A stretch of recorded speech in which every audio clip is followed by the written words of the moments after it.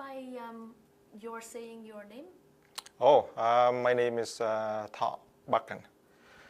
The last name is an adopted name that my dad that I took over his name when I became his adopted son. But my real last name was Pham. In 1975, towards the end of the war, where were you living and what were your family circumstances? We live in Saigon, just not in a city core, but on the a little further out,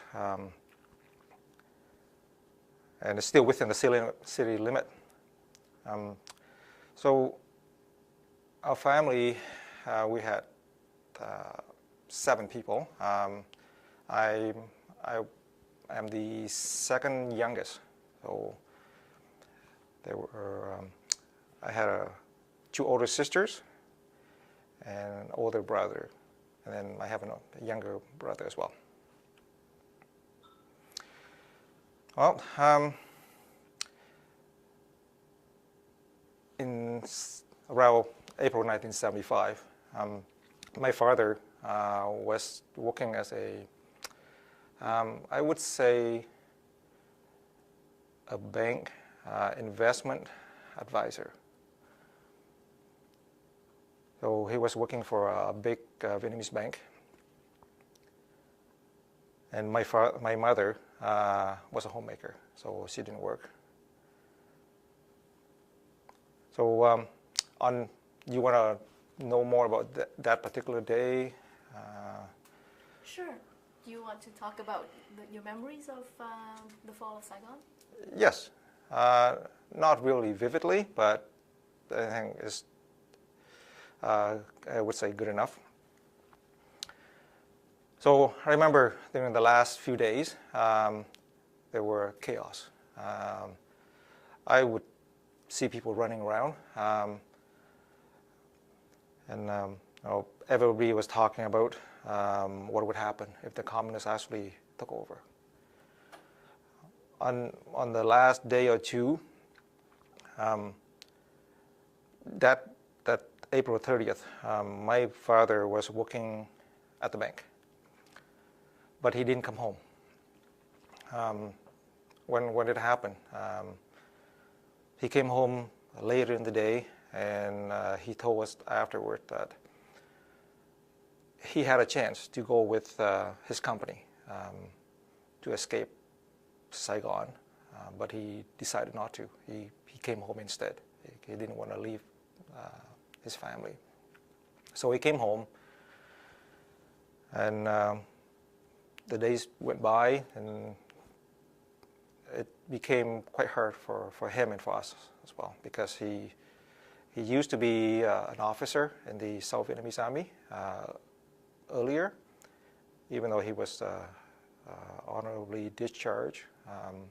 He had connection in the old government, and he worked for the Vietnamese bank. So the communists didn't take that lightly, and they wanted to make sure that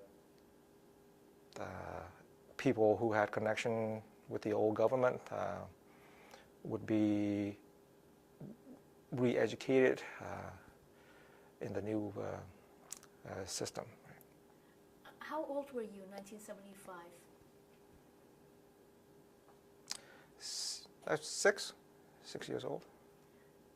And your brothers and sisters, how old were they? My younger brother was 2 years older. I mean, younger than me, and in our family, my next sister, she was 2 years older, and then the next one would be 2 years older, and then the oldest would be 2 years older than that. So almost every 2 years apart. And so, what happened to your father? Well, he lost his job right away, and for the next while, he had to attend the I don't know what he called it in English, but he was sent to reach education for, I guess, for a bit, but not as long as some of the other soldiers. I would say maybe a year. And then what happened? Oh, he came back, and he didn't have, so he had to find different line of work, and he wasn't making the same kind of money that he used to make, so life was hard. My mom started to have to go out and find, and she had to find other ways to support the family. What other changes do you remember? Not much. In the first few years after that, we carry on. We kept going to school. But other than that, I didn't know much about what was happening. All I remember was in 1978, or around there, there was a sort of a famine. And we didn't, most people or everybody didn't have enough food to eat. So we were struggling to find whatever we could to keep going. And then also I remember the government used to exchange money every year or so to make sure that the ordinary people wouldn't have too much. They would put a limit on the exchange, how much you were allowed to change, so that they wanted to make sure that they could keep a tab on people. So didn't make much of a difference with our family because we didn't have any extra anyway.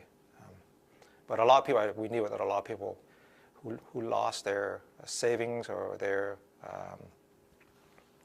belonging because some of their money was worthless. They couldn't exchange with the new currency. So, what line of work did your father find himself in? He never talked about it, so we didn't ask, and I don't know for sure. But I think it was in a similar kind of work, in some financial line of work. When did you decide to leave Vietnam? It wasn't me who made that decision. My father decided to leave in 1980. So he left in May of 1980 through some contacts in the family. So he made it out successfully, and he was rescued by an English merchant ship and was brought to England shortly after. And a year later, during that year, when my father arrived in England, he sent a letter home to my mom asking if we could send one of us over out of Vietnam, and so that keep him company. He asked for two of us, but I was the one who got along with him out of our siblings. So he asked for me and one other. But so my mother made an arrangement with her sister Tho in the countryside, and they had a plan to leave Vietnam in also May 1981. So my mom, you want to go through the journey? Who was the other sibling who came with you? It was my older brother. He was getting older. Let's see, it's 81. Yeah, he was already conscripted. And before we go, can you tell us a little bit more about how your father escaped? Sure. On that day, my father, me and my mother, we went on a pedicab. We left our house to like an agreed meeting place. And from there, he went with the other people, and that was the last I seen of him. I didn't know anything else after that. We just went together on that last trip, and he was gone. Most things were kept pretty quiet. We didn't want to make it known, or make it suspicious for anybody. So we wanted to keep it a secret with that kind of things. So, and we didn't hear from him until, I would say, another month, when he sent home a telegram that he got to Thailand. He left by boat and he got to Thailand? Yeah. So he left on a boat. After a while on the open sea, I think they didn't have any food or water left. He was very weak. I say that he described that, you know, when the ship found them, he was so weak that they had to carry him up the boat, the ship. He was really weak, and they said that another day or two he may not have made it.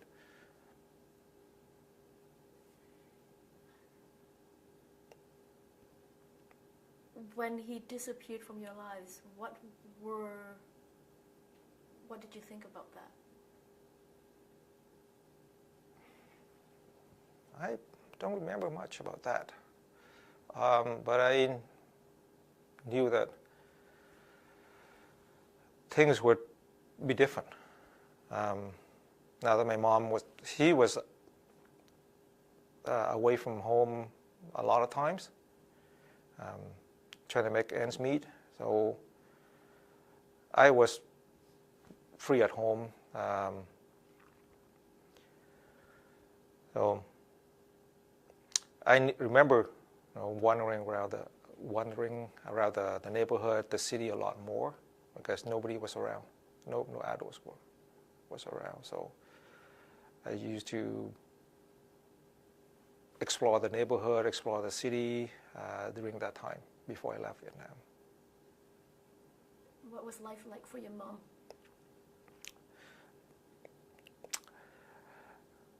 She told us sometimes that she had to go pretty far. Early in the morning, 4 or 5 o'clock in the morning, she would go to the Cambodian border to pick up goods, wholesale items, things that she could bring back to the city to sell for a profit and make money. She would be gone for most of the day. She wouldn't come home till evenings.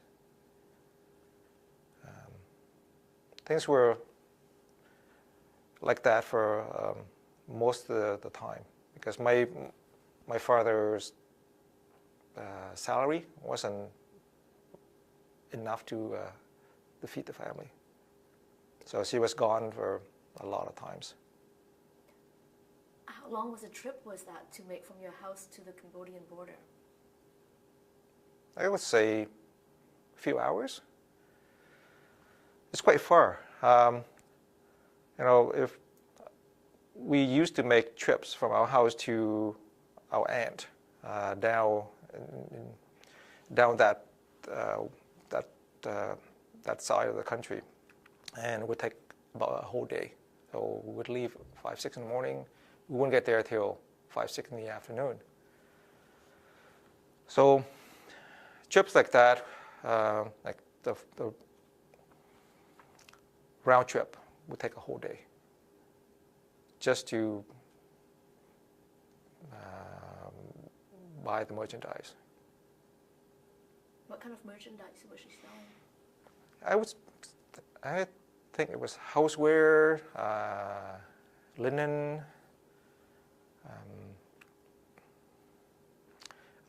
I think a lot of the items were merchandise from Thailand.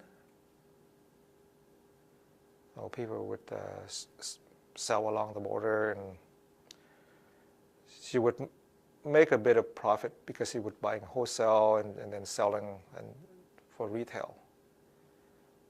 I think it was enough to feed the family. So then when you got news from your dad from England that he wanted you to try to escape as well, what happened next? So my mom talked to my aunt, who's her older sister, that she was planning a trip, and so my mom took my older brother and me down to meet her, because down there, this is the... Well, when your father, who was in England at the time, sent news for you and sent the request for you to join him, what happened next? So my mother talked with her sister, and my aunt told her that she was planning a trip for her son, which is my cousin, and we would be able to join them. So my mother, my brother, and I made the trip to my aunt's place down in Kiên Giang, which is down the countryside. They call Miền Tây, means on the western side of the country, because from there they could get out of Vietnam and becomes the closest, I would say the easiest and closest location to get to Thailand from there. So we made a trip down to her place. Took the usual bus early in the morning. We got there around 5, 6 in the afternoon. We stayed there for a few days just to mingle in with the locals. But they know us too. Like, we come down there every year, and we had another aunt which is nearby, and we would visit them every year during the New Year. So after a few days, we left one evening, late in the evening. And we got on a small power canoe, sort of. And they took us to another meeting place where we got on a bigger boat. Who were in your group at this time? So it was my a family, 3 of us, and I think one of my other cousins came with us. You, your brother? My mother and another cousin, because they live right on a river. So we jump on that little boat. They know their way around there. But when I got onto the bigger boat, I didn't realize that I didn't have a chance to say goodbye to anybody. We just got in the boat, and things were such in a hush. Like people were pushing us around, saying, "Get on," and keep quiet. I didn't see my mother, and I didn't know that my brother didn't come with us, so I was the only one. The reason I found out later that because the few months before my departure, my mother started to sell everything in the house. So she would sell everything that was sellable, the table, dining table, chairs, even the ceiling fan was sold. So we sold everything we could, but that was only enough for one of us. And my aunt, as I think it was not just my aunt, I think it was my cousin, who was the decision maker on that trip. My aunt gave him and his family the boat. He wouldn't let my brother on. So, and my mother and my father told them that that we would pay for it for him when he was able to get out, and we would pay him back, but they wouldn't let my brother on. So that was decided right then and there. Yep. Because otherwise, why would your brother go with you? Correct. Yeah, I think my cousin made that decision. Say, nope, my brother wasn't allowed because we didn't give him the money. That wasn't much, but that's all we could afford. And I knew what the real meaning, the real truth about my cousin. It wasn't about family. It was about money. And he has full control. He could let anybody on. He could. But I've also found out later that quite a few people got on the boat without paying, because that happened often enough during those days, that people just waited. They knew something was happening. They waited and they got on the boat because people wouldn't dare to tell them to get off, because they would go and tell the authorities, right? So I was quite upset that my brother couldn't come with me. And he up to this day, I thought that how my brother turned out was partly because of that too. Because he was conscripted, he was sent to fight, and he tried to escape. And life was difficult for him. Because if he was conscripted, he wouldn't be able to work anywhere. Otherwise, he would be captured and sent back. So he was always on the run. So that day we left right away that night. All I knew was dark, pitch dark. I didn't see anything. I didn't know how big the boat was. And then within the next half hour or so, they left.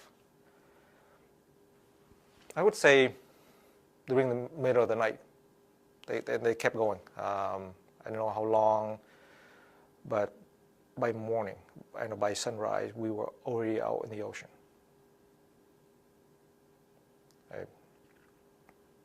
I don't remember sleeping or anything, but the next thing I remember was we were already out in the open ocean, and I didn't even know how many people were on that boat. So within the first hour or two, I became so sick because of the motion sickness, seasickness. I started to throw up, and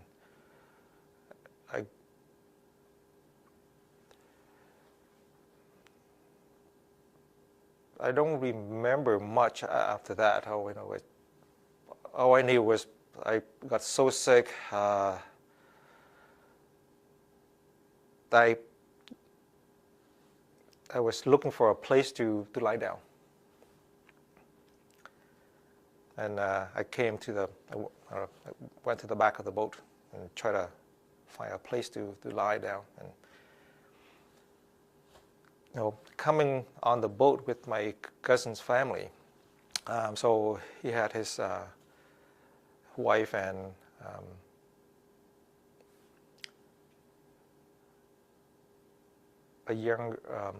a daughter with them, and my cousin's wife was also pregnant. So they had 3 people, and then I had another set of family. My cousin's older sister, their kids were going on the trip, so there were about 4 of them on the trip as well. But she would be my cousins. Like those 4 would be my second cousin. The oldest was older than me, so she actually kicked me out of that little they call the hut at the back of the boat, because she was trying to make room for her neighbors. After that, I never spoke to them again. I just, when my second cousin told me to get out, and I just went up to the front of the boat and found a place to sit down, and that was it. That was the last I ever spoke to them.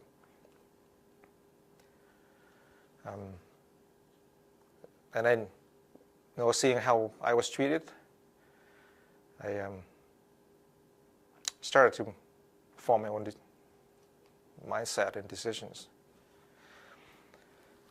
So during that first day, from what you would later understand, how many people were on the boat? Or? I would only guess. I think it was about 70, 80 people. And how big was the boat? I don't have a concept, but I think it could be the length of this room. 9-10 meters? Something like that, yeah. It was crowded enough, yeah. There was just enough space for just to sit. No. And where were you heading? I had no idea. So the first day out, we were met by the first Thai pirates. They came, these guys were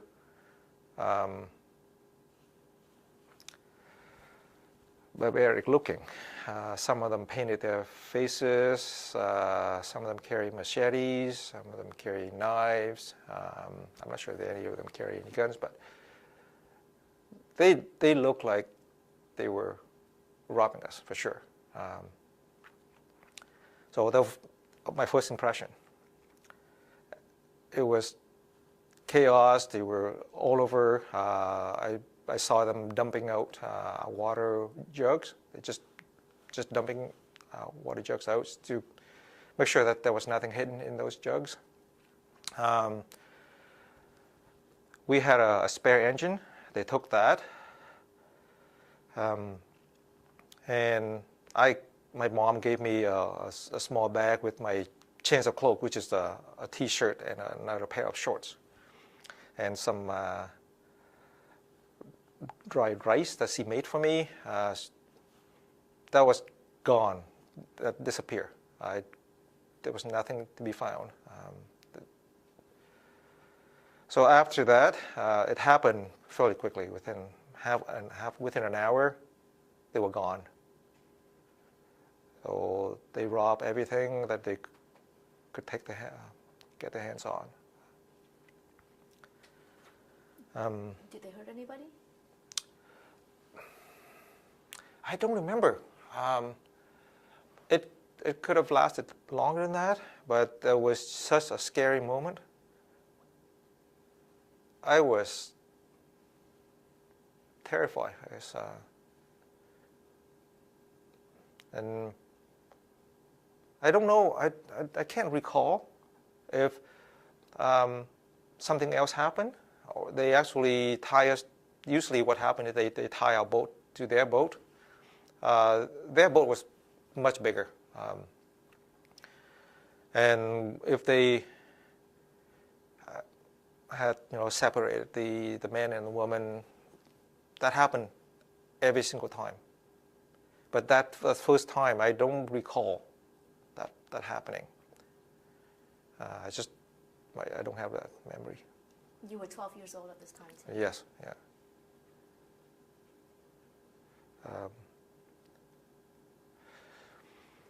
So after that first hit, everybody was so scared. And I think soon after that, the engine quit too, because of I don't know if the engine was compatible with salt water or not, but it quit soon after, and we started to float with no food left, no water. Started to,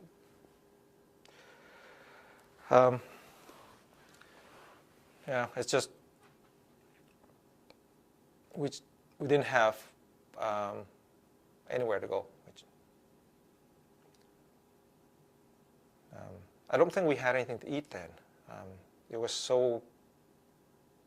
happened so fast. I don't remember much after that day, after the rest of the day anyway. So on the second day, after the night, we got hit again on the second day.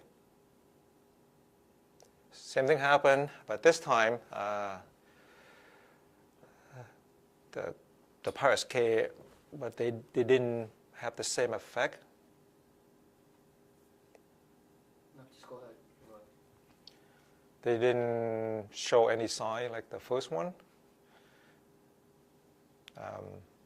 But this time I remember that they separated the woman. They made the woman and girls and women get on their boat. And after a while, they told us all to come up to their boat.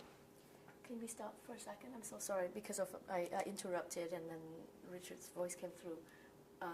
We won't be able to use that part unless we start all over again. So do you mind starting again from the second day? Mm-hmm. You got hit again. I'll just note that as a potential cut right there. Okay. So on the second day, we were hit again with a second pirate boat. They just came to us because we were just floating. They were just like a sitting duck. So they tie us to the boat. Did a search of everybody first. Make sure that they found everything they could, anything valuable. And then they made the girls and women to come up to the boat. After a while, they told all of us to come up. They gave us some steamed fish and sticky rice and water. Do you know what happened to the girls and women? I don't know, but one could only guess what happened. So this repeats every day for the next 5 days. Every single day we go ahead. By a new pirate ship? Yes. They were boats. They were Thai fishing boats. I know this because I ended up living with them. They were just regular fishing boats who became pirates when they had the opportunity.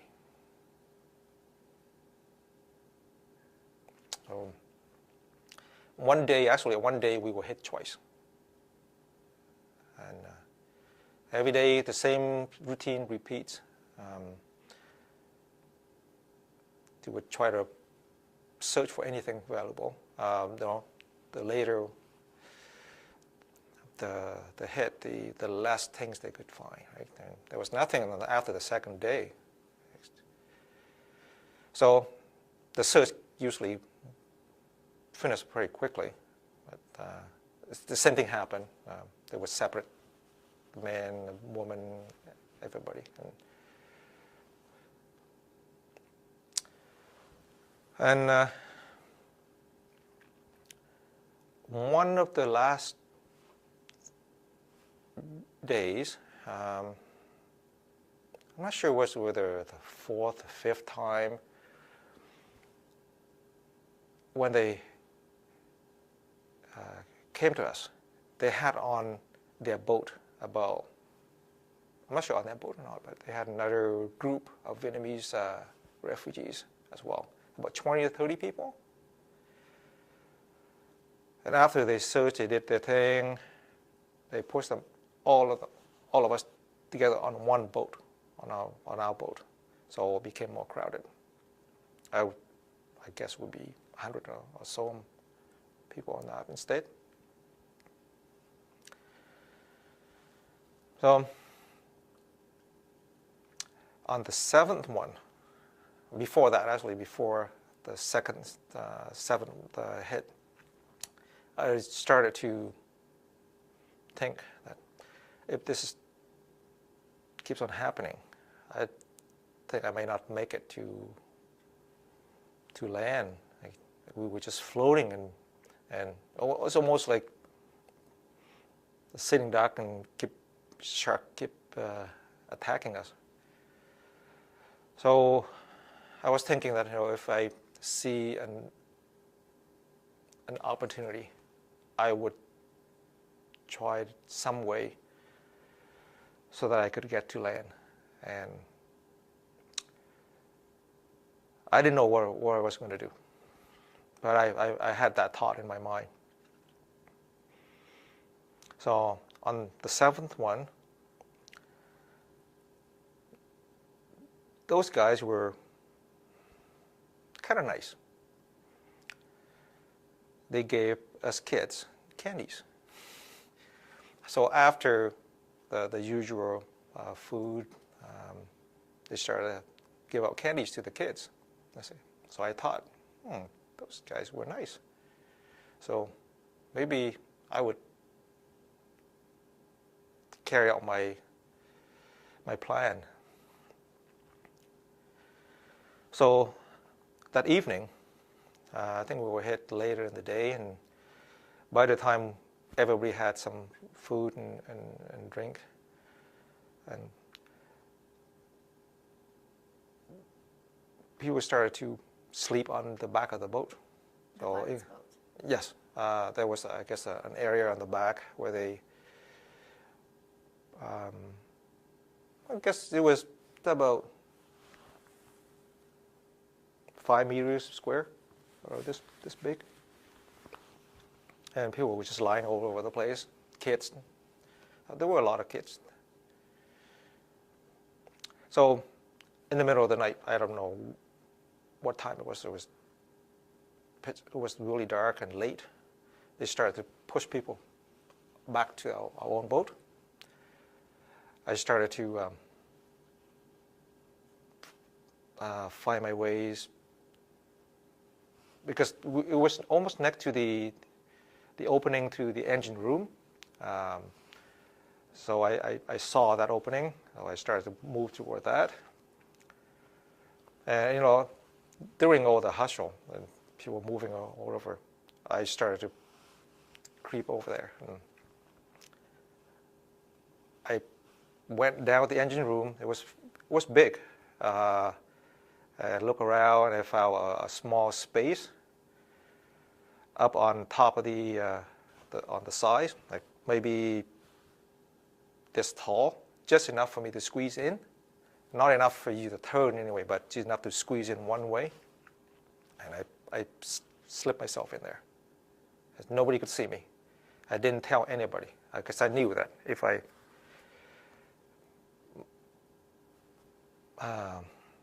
told my plan to anybody, they would try to stop me, or convince me to stay. So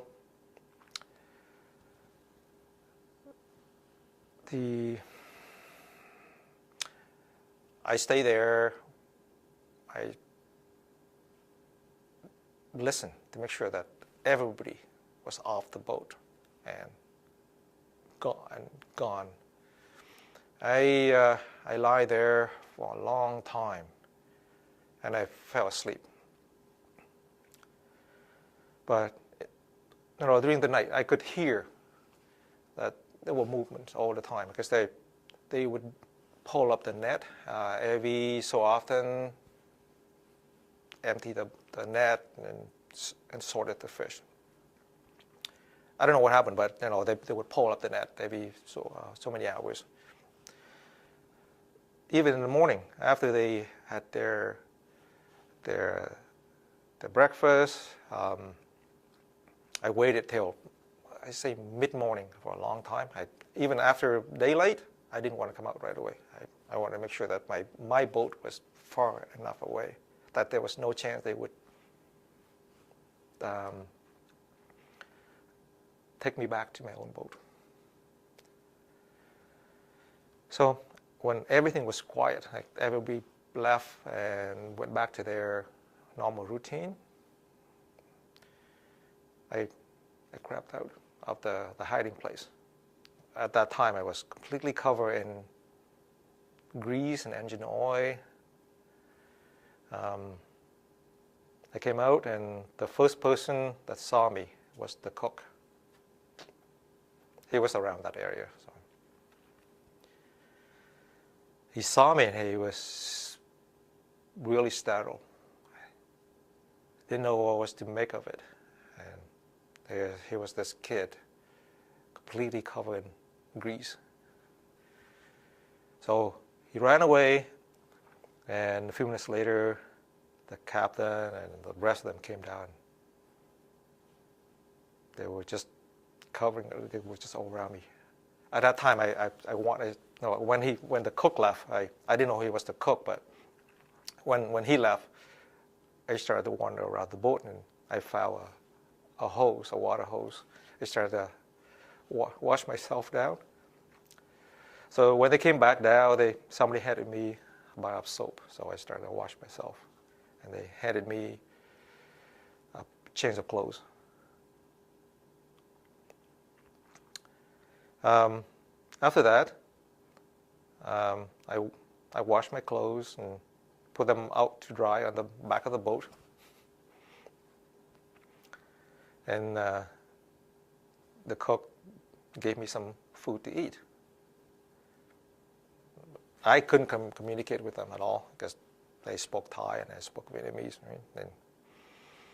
But we started to have hand gestures.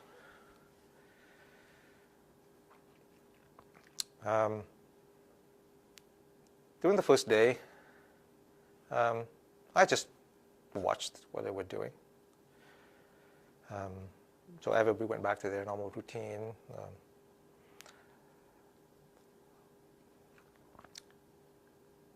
my only change of clothes that I brought from Vietnam on me at the time, that I'm not sure whether that shirt or that pair of shorts I had a little bit of gold that my mother has sewn into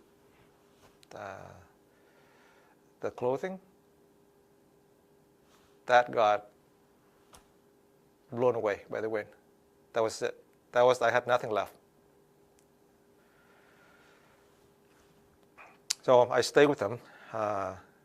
After about the second day or so, I started to join them. I would so they pulled the net up every, I would say, 4 to 5 hours. Dump it onto the front of the boat. Everybody started to sort the fish and put them into their containers up front. So I joined them and started to sort the fish with them. I think it went on for, I would say, 7 days, a week. Because I would only know by the daytime and nighttime, and so I counted about 7 days. So one day, the captain called me up to his cabin and to his control room and started to explain to me in hand gestures that he couldn't take me back to Thailand because he would be handcuffed. So that's all I could tell. So I don't know what happened. Okay, so I thought, what was going to happen now? Within the next half hour, there was another boat that came next to us, and he signaled me to go over there to the other boat because he couldn't take me. So they headed me over to the second boat. So I didn't realize what was happening. So okay, I would go with them. Not until I got in the second boat, and I started to think that, hey, so if this keeps happening, I would never get to land. I may become a pirate.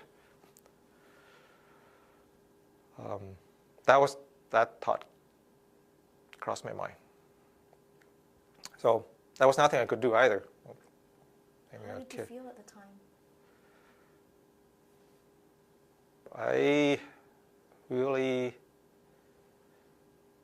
I was quite disappointed that my plan didn't quite work out the way I had hoped. So, back then, when I was on my own boat, thinking about this plan, I thought, there was no way I would want to come back to Vietnam, because my mom and my family sacrificed everything for me. If I come back, if something happened, I get caught, got thrown in prison or whatever. Even though I was a kid, my family would have to come feed me, or at least try to get me out. And I don't know if they would be able to afford that, right? And I would become more of a burden to them. So I made that decision based on that. I didn't want to become another burden. So this plan didn't turn out well. Anyway, I went along, and another week went by. Same thing happened. I would sort the fish with them, but I only did it during the day. I didn't during the night. And they understood. And I guessed they were nice to me because I was little. I was small. And I I don't know if I was easy to get along with, but I didn't make any demands, and they just came along. And I actually got along with both cooks. They treated me like little brothers.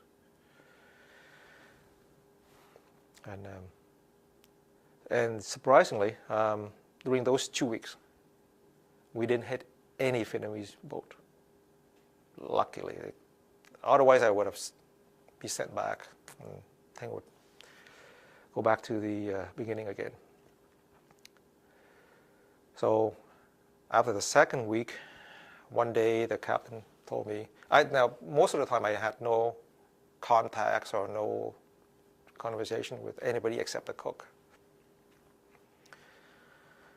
He called me up to his cabin and started to ask me, and he asked, all I could make out was Papa and Mama, and you asked some of that sort. So if I wanted to meet my parents, and I nodded. So that was all I knew, and I could make out of the conversation.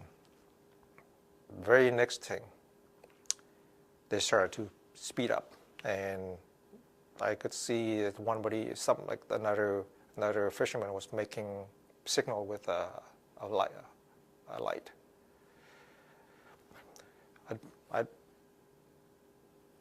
The next thing I saw was a huge ship, like they were coming up to this humongous ship.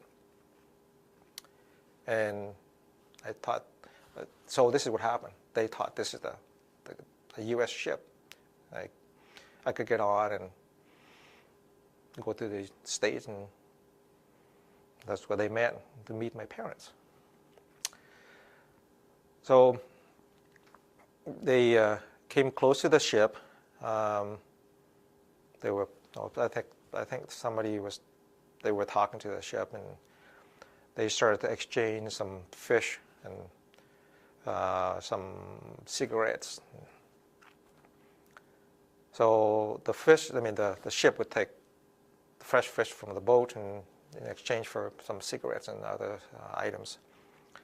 And they signaled me to climb onto the big ship with a rope ladder. So I came up. Oh, actually, there was somebody on that ship calling back down in Vietnamese. And I could understand him. He was Vietnamese. And he said that the ship was a German rescue ship looking out for the boat people. And he asked if there was anybody else beside me. And I told him that was the only one. So I went up to the ship, and during that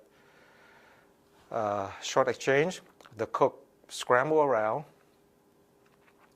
and he handed me a string of dry squids, and he also gave me a string of necklace that almost like, I think they're little beads that the girls used to play with. And he had a necklace, like a bead necklace, and he gave to me. He gave me a string of squids as well.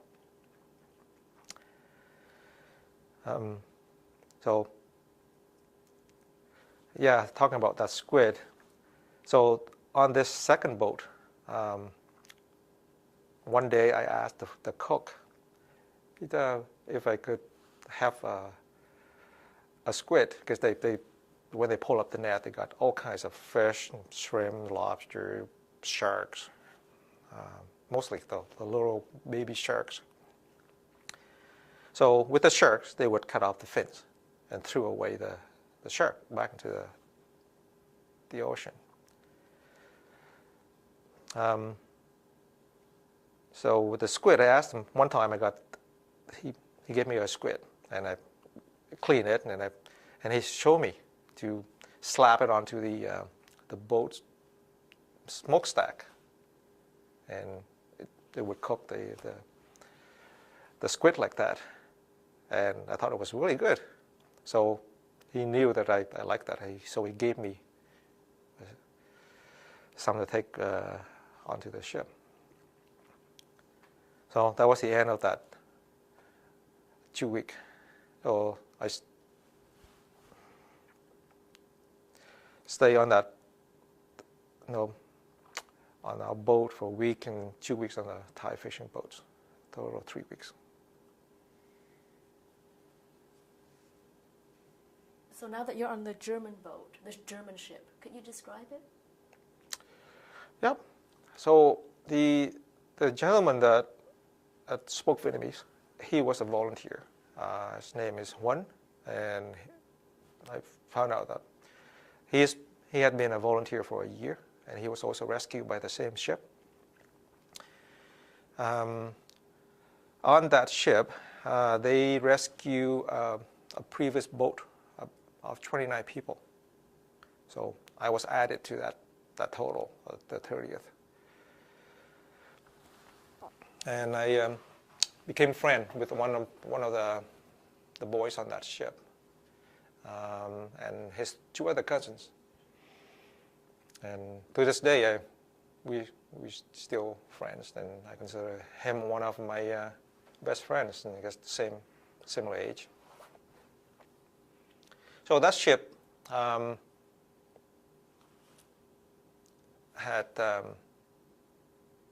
a number of crews, right? And they were operated by the Germans. It was a cargo ship. It was a cargo ship because they had 3 huge cranes, and they had a large a flat area in the front of the ship, and that's where we would sleep. So the ship had been rescuing boat people for a while. They would rescue enough people, fill the ship until they run out of supplies. So during the first, I ended up staying there for a month and a half, or somewhere around there.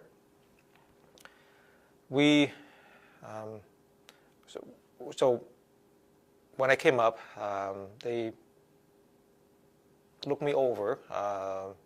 I think, I'm not sure whether it was a doctor or a nurse, looked me over, make sure that I was okay. Gave me a cap. The ship is called Cap Anamur. They gave me a shirt, Cap Anamur shirt, and a pair of shorts, and a few supplies, and I joined the first group of people. And they explained to me,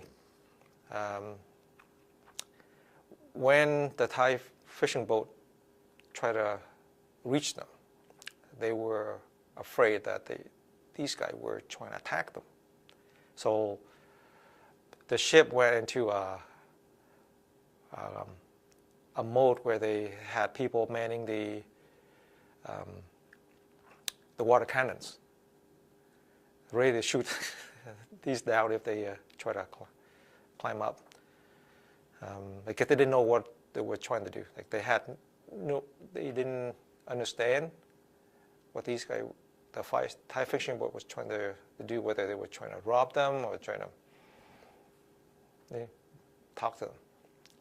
It only later that they saw me that I said they could understand what was happening, and I thought it was funny. Because the Thai fishing boat didn't understand, didn't speak much English either. So I stayed on that that ship. They rescue another 350 people or so. The total came up to 396. And the ship started to go back to the Philippines. You saw that rescue. You witnessed it. Yes, I saw the next. I think now that you ask, I don't remember how many boats altogether. All I know is the total number. I don't know how many boats. Could have been 4, 5, 6. But I watch every one of them. They were safe rescues. There wasn't the boats were not in distress or. Yeah, I think most of the time there was nothing critical. There was no dire circumstances, so that was good. I've read quite a few stories where people were like so far in their journey that people were already dying. So that didn't happen during my my trip.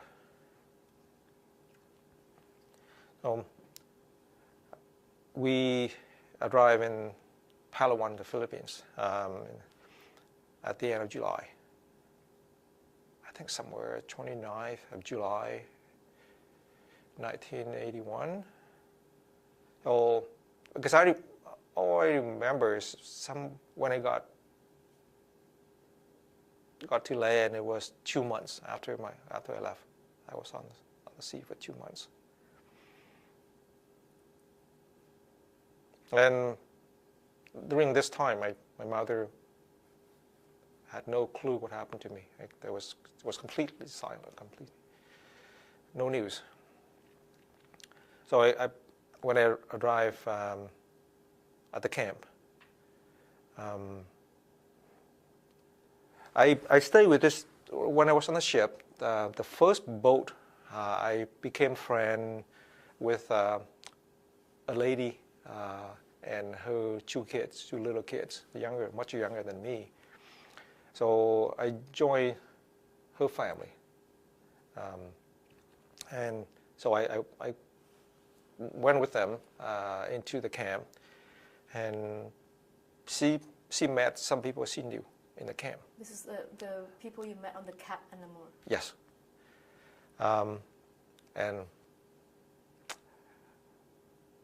I think it was whether a coincidence or just miracle. There was somebody in the camp that connected to me. They were 2 sisters and a younger brother already in that camp. And their younger sister, who was not there with them, was friend with my sister. They were just in the neighborhood, within walking distance, because my sister and their sister were friends. They went to school together. And at that first meeting, they came to see who was coming on to the camp, and they were at that families who met the family that I became friend with. So it all worked out well, and I ended up. So they asked me if they would want to live with them. Of course. So I stay with them. I stay with the 2 sisters, and they were 18 and 19. The sisters were 18 and 19 at the time. And so they took care of me very well. And from there, I wrote a letter to my father in England. I told him what happened, and he sent a telegram back to Vietnam to my mother. And only then that she found out what happened to me. So it would be 3 months, I would say, about 3 months by the time my mother heard any news from me. how did you remember? You remembered your father's contact information? Yes, I memorized that. I had to remember. Otherwise, I had no way of contacting anybody other than my own family's address. I thought it would be safer and faster to contact him instead. I wouldn't know how to telegram my mother.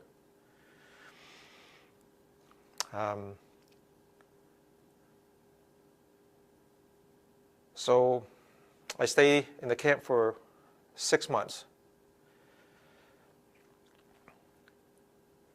What were the conditions like at camp?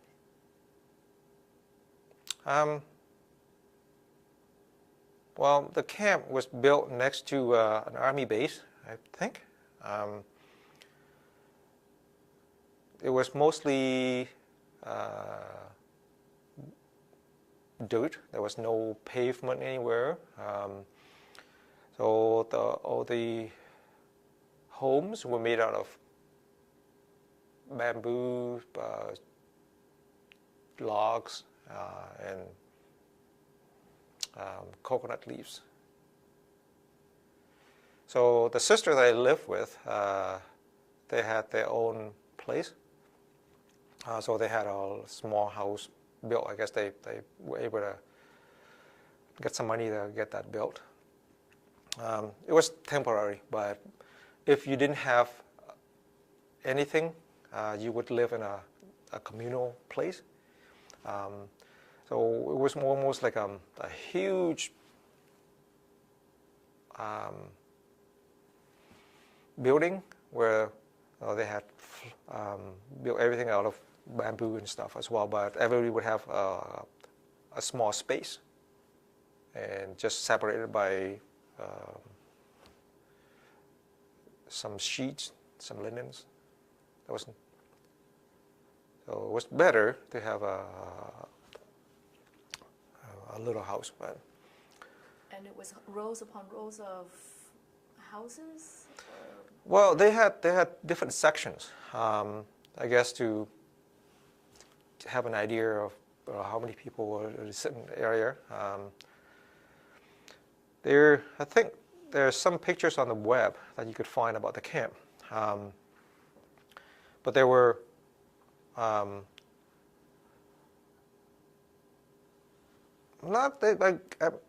don't. At the time when I was actually staying in the camp, I didn't have a very good understanding of the camp, because I was small, and if you tell a teen now about these things, they wouldn't have that concept. I didn't have that concept either. All I knew was, okay, I could know how to get from place to place.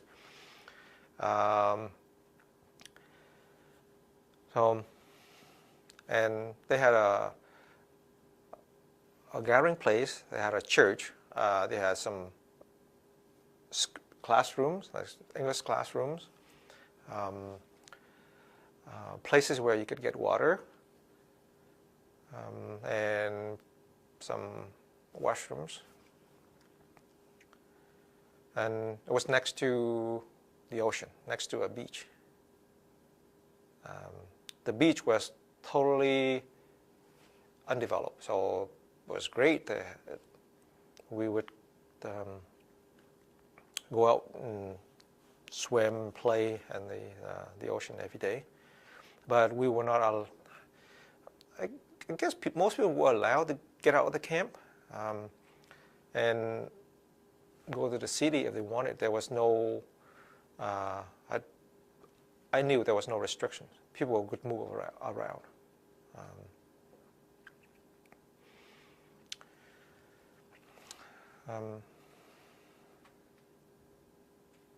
So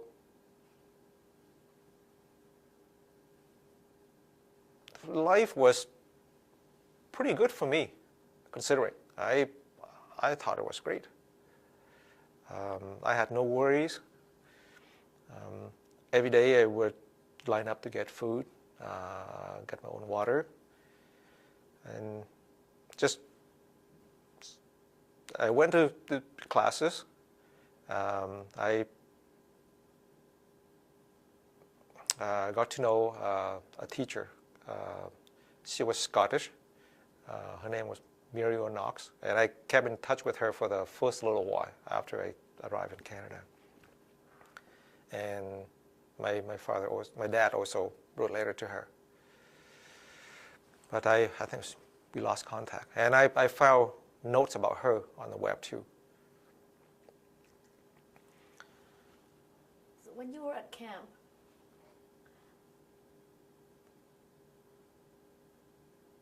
what were your thoughts about where you would go next? You know, actually, within the first little while, I didn't know, and I didn't worry much. I knew that my father was in England, and worst on the worst, I would join him. That's what I was thinking. But it turned out that my father had contacted my dad in Canada. So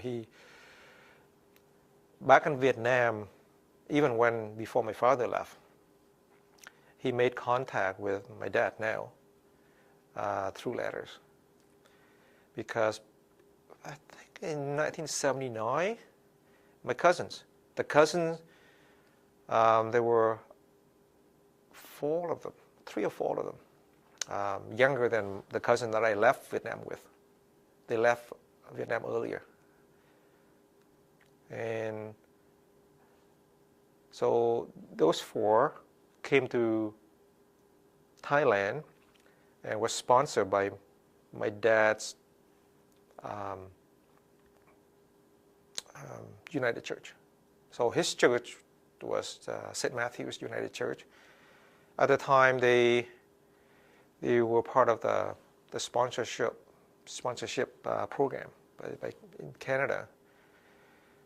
And my dad took them all under his wing and adopted the younger unmarried cousins. He didn't adopt the older cousin because he was already married, but everybody came to live with him. Your dad was living where? So Your dad the cousins that left Vietnam in 1979 came to Canada and lived with my dad now. And so my cousin wrote letters home, and my father at the time started to communicate with my dad by letters, because he could write English. So my father already knew my dad through mail since '79. So when he came to England in 1980, he kept contact. And when he knew that I arrived in the Philippines, he wrote a letter to my dad asking if my dad could sponsor me, because my father was in England, but when he was there, he couldn't find work. He was under the government assistance program, and I learned that he was not allowed to work.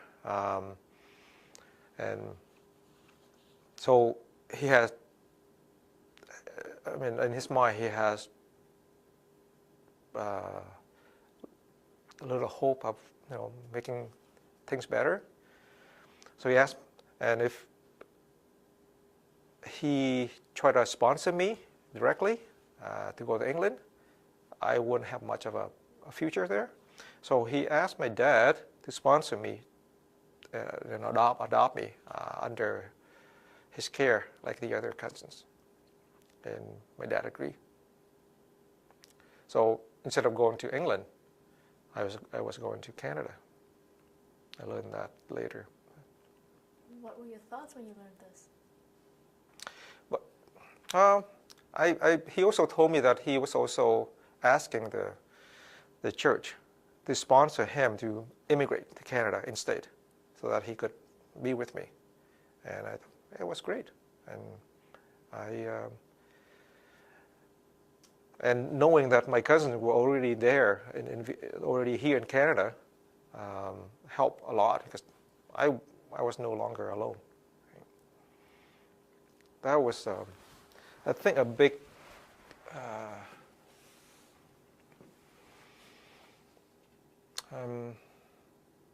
big event, I guess, a big change of.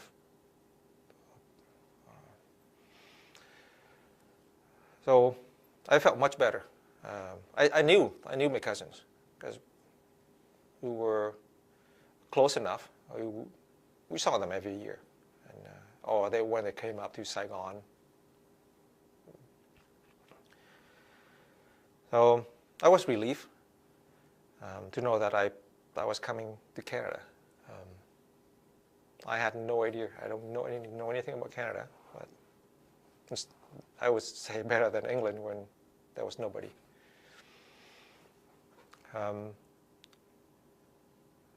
So my father ended up going to Canada in February of 1982, so 4 months before me, under the church sponsorship. This church was based in Richmond Hill, in Richmond Hill, Ontario.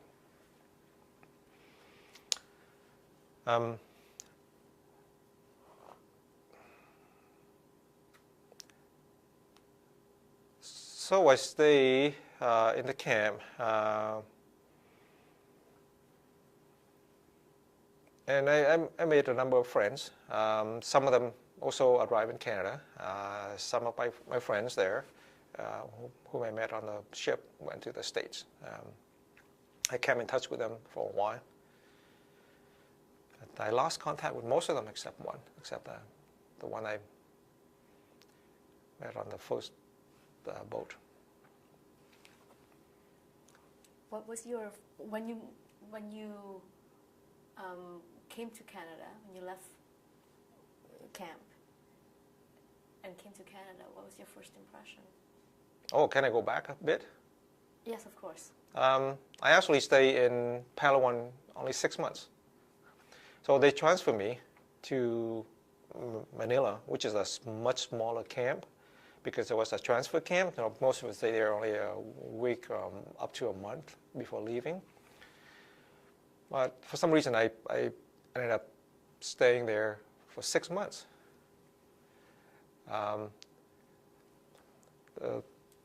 When I went to Manila, I met Viet again. So Viet was considered my best friend at the camp, on the ship in the camp. He went to Manila. When I went to Manila, he was still there, but he was only there for another 4 weeks. I stayed in Manila for another 6 months. Became friends with a number of people as well. And I actually went out to town. I went to Manila downtown one time.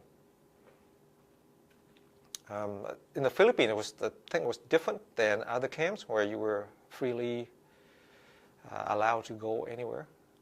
I think when I talked to other people in other camps, they were not allowed to move around like that.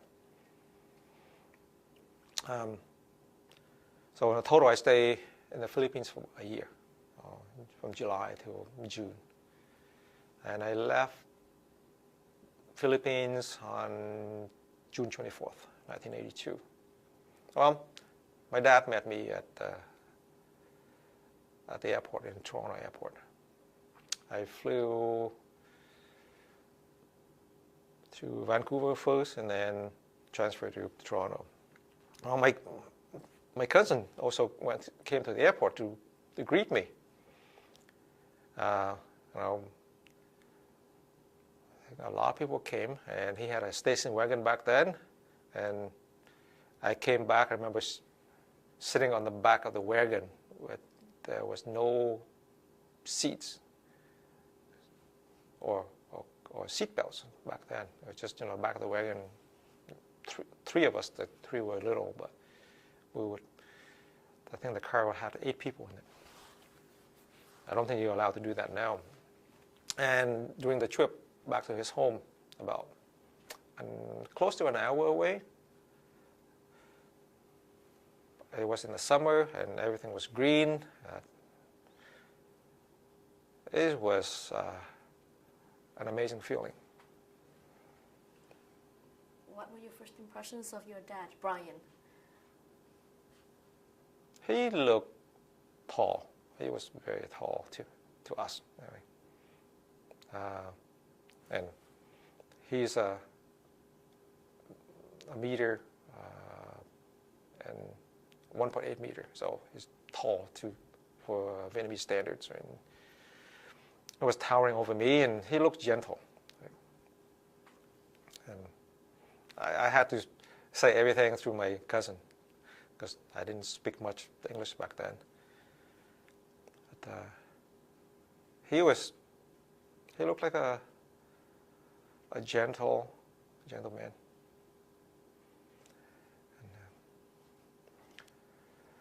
And, so we got to his home. I thought it was so big. I was the 12th person to live in that house, all together in that house. Little did I know, I thought it was huge compared to what I had lived in Vietnam. It was quite a bit bigger, but compared to Canadian standards here, it's tiny. It's about 1,000 square feet home, and we had 12 people in it. His wife? Nope, he was single. He still is. And he was the only one. He was a teacher, an elementary teacher, and so I live with 4 cousins, and the oldest cousin's wife. There are 2 kids, and the cousin's wife, brother, and 2 other kids that my dad also sponsored, also adopted. Yeah, 12 of us living in that little house. And your father, your Vietnamese father, was in Canada at this time? Yep, he already came to Canada 4 months earlier. And he lived with a family from the church as well, just a block away from my dad's. So I would come see him every week. I would come over and visit him. So, Canada in the summer was great. There was a lot of green, nothing that I had seen in Vietnam. Like a lot of trees, grass. In Vietnam, there was hardly any grass. The only grass you would see is in the park, and it was far and few in between.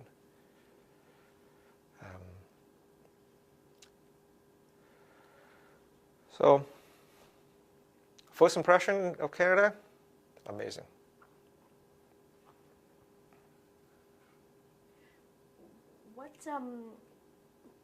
How involved were your sponsors and Brian and his fellow congregants? Were many different people? Were they involved in helping you integrate? No, because I was adopted, so my dad has full responsibility for me. The church was not involved, but they were involved with other families. They sponsor a number of families. What's the strange thing that came out is that the cousin's family that I left Vietnam with ended up arriving in Canada as well. So they also came to Canada and they stay in Toronto. They met them after because they were the older brother of my cousins. But they were sponsored by the church, not by my dad. By a different church? No, same church. Same church. So my dad probably asked them, hey, now that some of his kids, older brother family, were in the camp. They arrived in Thailand 2 weeks after I left. You know, when I separated from them, I found out later that they ended up in Thailand. So they were sponsored by the church, same church, and the church looked after them for a year to help them settle. And the church also sponsored some of the families that I came to know. My dad is my father is one of them. Right? What happened to your mom and your other siblings? Oh, my mom and the rest of the family stayed in Vietnam. I don't think they could afford to send anybody out anymore because everything was sold off. So they stayed in Vietnam until 1998. And my father started to sponsor them soon after he arrived in Canada, but his application took so long. I think mainly probably due to my sister having some health problems. So by the time my mom came 16 years later, only my mom and my brother came. My sister both my sister got married, so they couldn't come. Can you tell me again what happened to your older brother, the one who didn't get on that boat? He ended up moving from place to place, hiding, and I think he. Just back up, he was conscripted to go to. Oh yes, yeah. He actually fought in the army. Can you say that again? He actually fought in the army, probably in Cambodia, and after that tour, he escaped. I'm going to ask that question again, just so that you can explain that whole story again. Is that okay? Yeah. Because we might have to cut the previous part. Can you explain to me again what happened to your brother, the one who didn't make it on your boat? I knew that he was in the army. He fought in Cambodia, and after that tour, he escaped, and he didn't stay in the army anymore. So he was always on the run. And he later I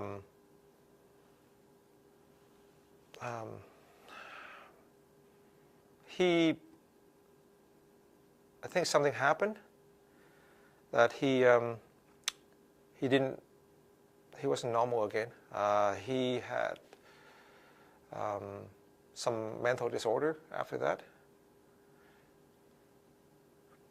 and he wasn't able to support himself. So my family in Vietnam had to help him out, even to this day.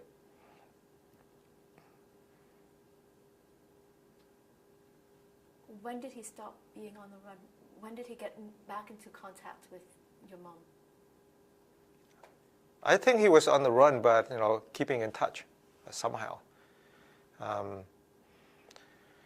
And I was not in regular contact with my family when I was in Canada, when I was younger, during my teens, and I wasn't paying much attention. And all I asked my father at the time is if they needed help. I was not good at writing, so I didn't usually write. So I don't know the actual details, how and when, what happened. But he was not stable. So that's one of the things I regretted a lot. Had he been able to come with me, things would have been a lot different.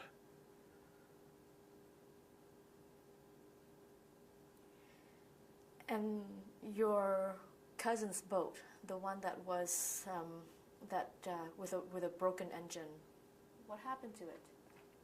You know, I after I came to Canada, we all came to his house one number of times, and I asked them what happened. They say, well, after that day, they actually didn't know what happened to me.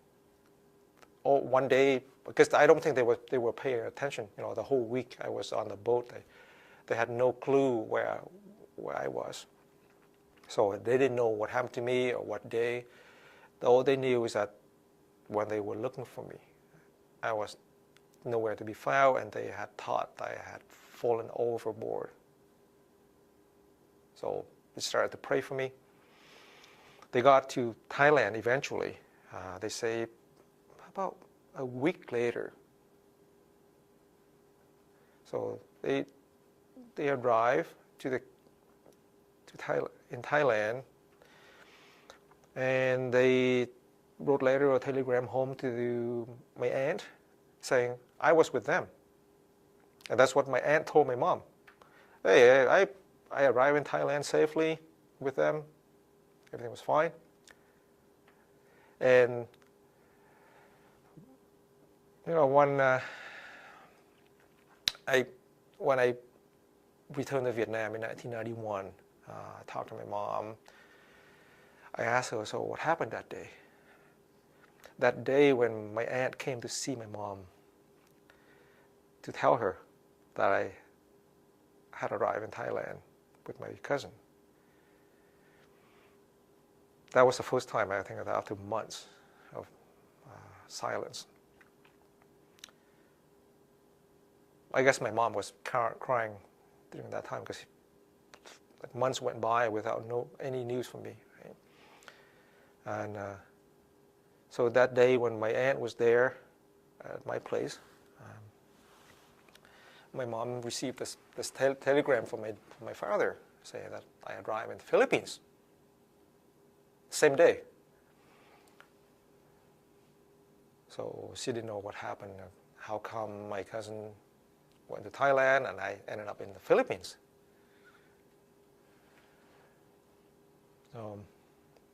Then she cried a lot, and they knew that I was not with them. Even what my cousin told his mom was not true. So I learned from talking to my cousin when I met them in Canada, in Toronto, that they thought I had fallen overboard, so they started to pray for me. And they kept that quiet until they learned that I arrived in the Philippines months later.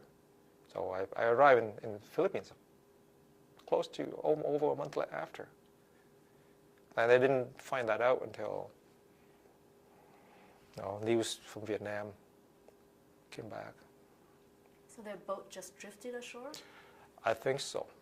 Drifted, and I think somebody, I didn't remember the real details because I was upset actually when I talked to them.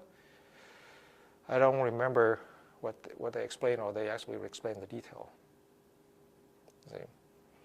So my mom asked them to take care of me, and they didn't pay any attention, and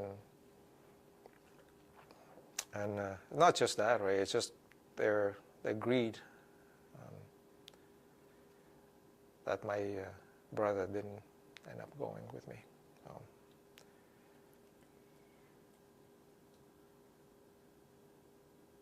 So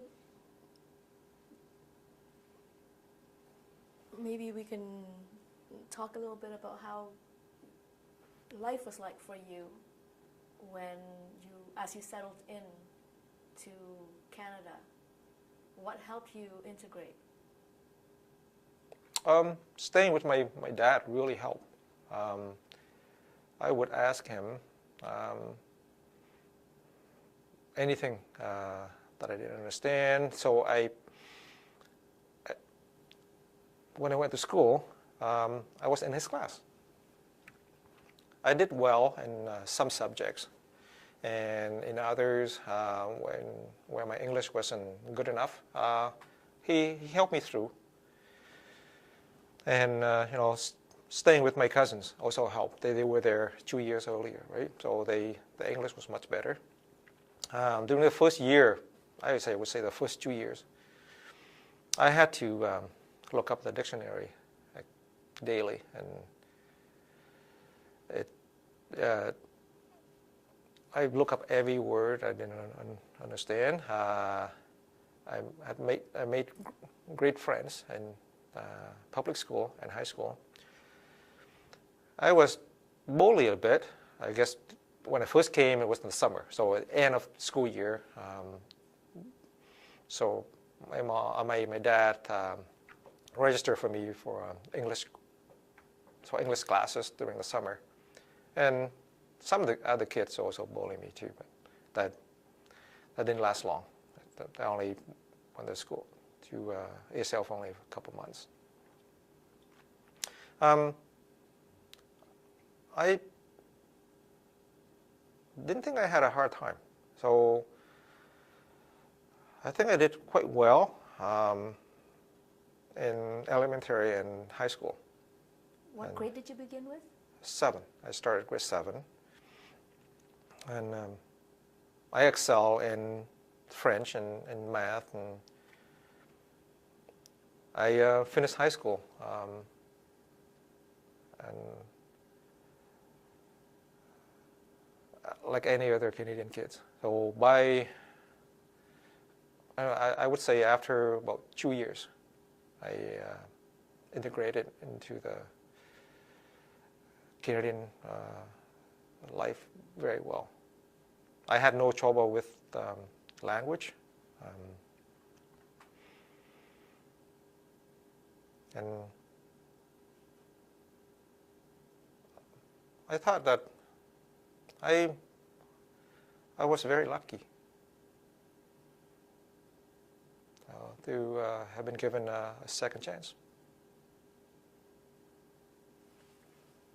How long did Brian's family of 12 adoptive children stay together?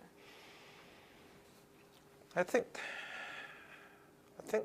everybody stayed until 1984, when my cousin family, at the time he had the second kid, he moved to a place within a 5-minute walk from my dad's place. So they moved to another place, and so there were 4, so there were 8 of us left. So 7 kids and my dad. After that, I think some of the older cousins started to leave. As when they finished college, they would move out. And yeah, they started to move out slowly, by one, after school. And I stayed with my dad for 10 years, up until 1992.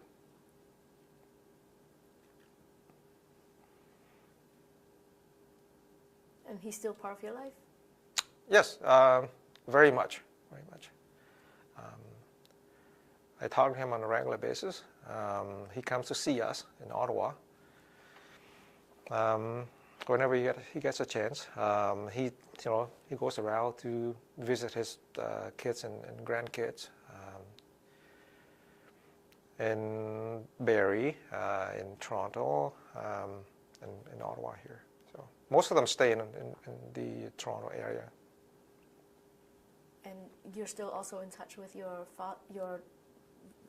Vietnamese family, your father, your mother, and your So my father passed away a couple of years ago, and my mother is still in Toronto, and my younger brother is there as well. Looking back now, what do you think of your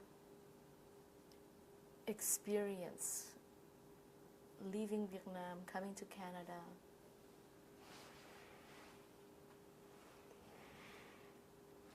Well, I think because of the war, the circumstances, we had to leave. I know that I have a very strong view that if it hadn't been for the communists, we wouldn't have this opportunity, because we are Catholics and we knew that they didn't allow like open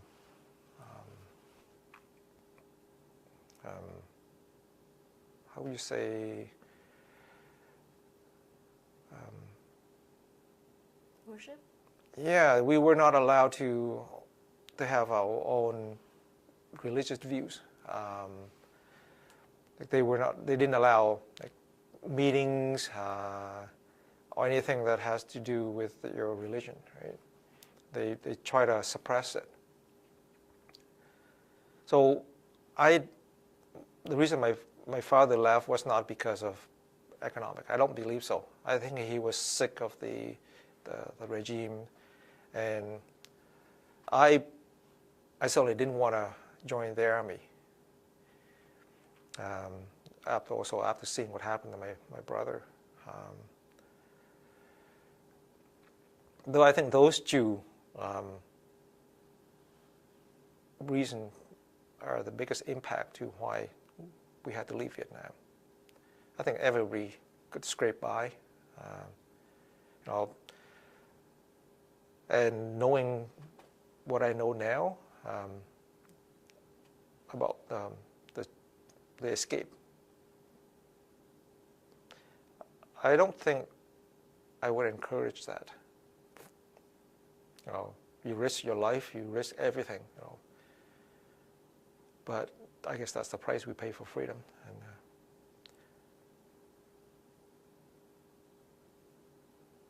And over here, you are free to do anything,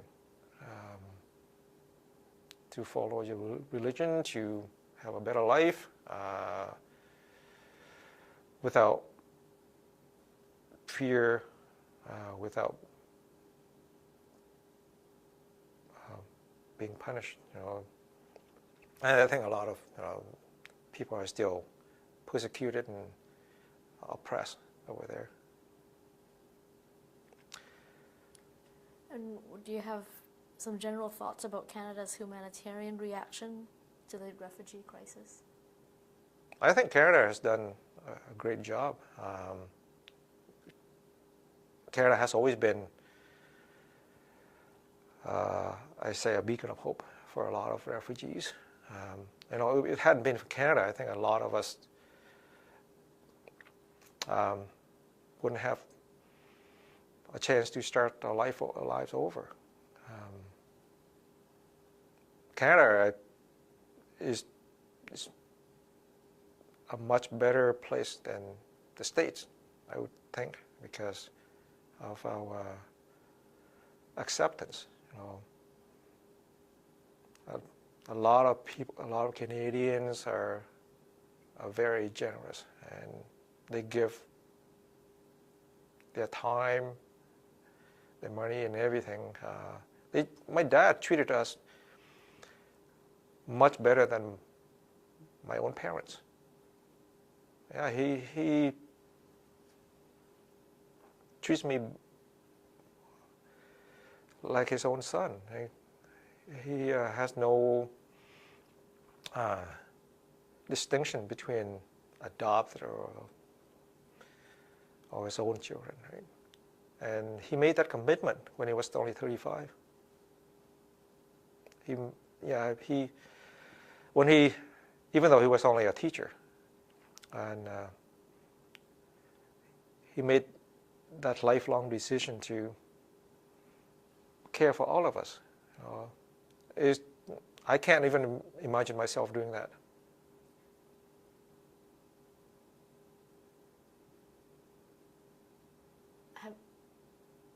Have you talked to him about why he did it? Yes, and many times he say that he saw people in need, and he felt that he could help. And we asked him if he had ever regretted his decision. He said never, ever. And he said that we had repaid him thousands of times over. And he wouldn't have done it any other way. What does he mean? So if he had a chance to do it over, he would. What did he mean by saying that you had repaid him 1,000 times over? Oh, he said that, seeing us happy, successful, and him being able to spend time with us and with the grandkids gave him more joy than he had ever hoped for. So I think his philosophy of life is quite a bit different than us. He has the responsibility to do something in his life, to make it better. I think he's a very selfless man, and when I had difficulties, we could always come to him, even my wife, and we all call him Dad. Even people who only know him like through sponsorship, and and then some of my cousins, family side, their in-laws just call him Dad as well, because they treat them all like his own family. At first, his own family, his sisters, and I don't think it was much of his parents, but some of his sisters told him were against his idea of adopting that many people. But eventually they all, I think they praise him for it after seeing what happened. When we get together, everybody is Vietnamese except him. It could be up to 100 people, 50, 100 people, but all Vietnamese. Our family grew quite a bit, and he's still part of us. He's taking the kids to trips that otherwise never would happen.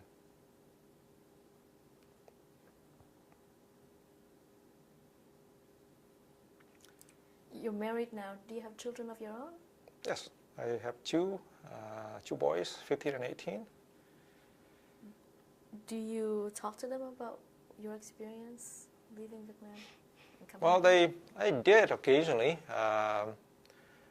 but all they know that I was a refugee, and I think they only recall a little detail about why and what happened. They're not really interested in my story, and I think a lot of that is true to most of us. Our generation. We don't talk about it. Our kids have no interest. They don't understand the hardship, the reasons.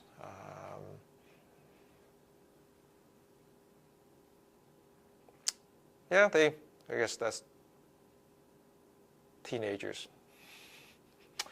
I don't remember much of my teenage years either. What can future generations of Canadians, including your kids, what can they learn from your experience and from Canada's Southeast Asian Refugee Program?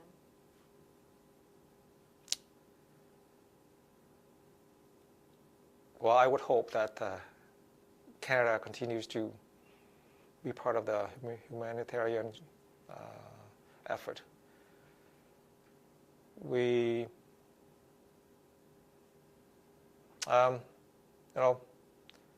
just like what we're doing now. I hope I can do more than what I'm doing. But I think Canada has always been, and I think will continue to be a place for refugees worldwide. So if we can support the policy, right? I know that a lot of Canadians don't want to do their part, but because they say, well, let's help our own Canadians first. But these are the refugees are the most vulnerable. I mean, they have nothing, and some of them had nowhere to go if Canada doesn't offer that assistance, right? And I know that I am truly grateful. I think if I had a choice to choose anywhere, like say if I was offered a choice to move anywhere,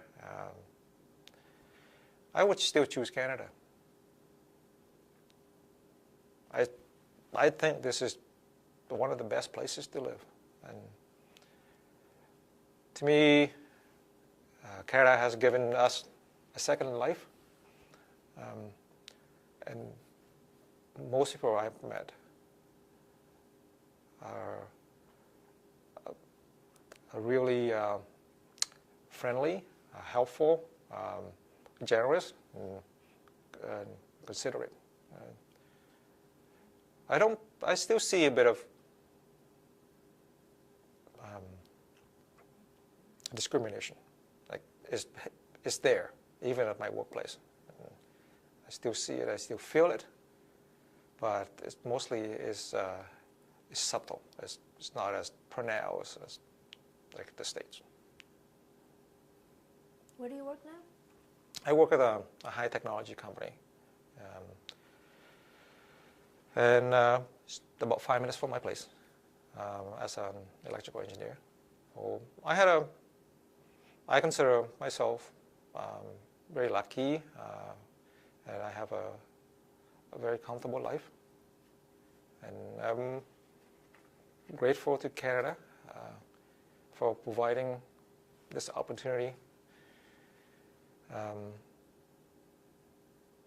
know that I keep telling other immigrants to Canada, say, hey, in Canada you can do anything that your heart desires. You can be anybody you want. Just work hard. And the opportunity is there. Okay, thank you. Do you have anything else to say? Or did you want to show the Yeah. picture of both? Sure. If you want some.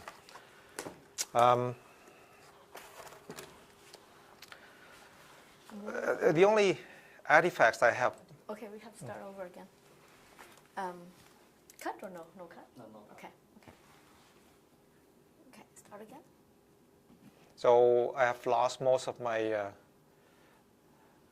old photographs or memorabilia about my trip or my years in the camp or early in Canada, except this one.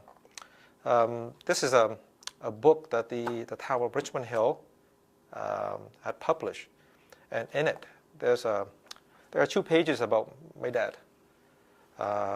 Was part of the town's history. So on a couple of pages, there was a picture of my dad and 7 of us who are his adopted children. So this is the only things I have left. Everything else have been lost over the years. So this is a picture of us here. The summer that I first arrived in Canada. So that's my dad and me and 6 other siblings that he had adopted.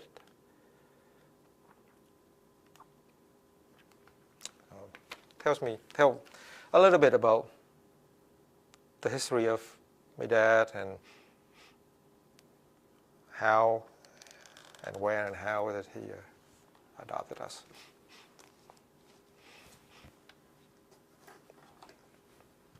Thank you.